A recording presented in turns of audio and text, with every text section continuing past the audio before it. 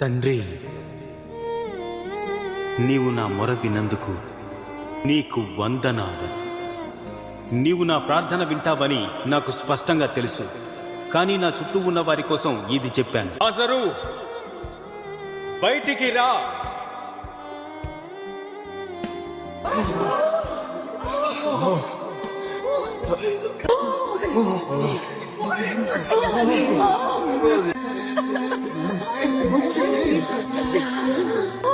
విప్పండి, తనకున్న కట్లు విప్పండి.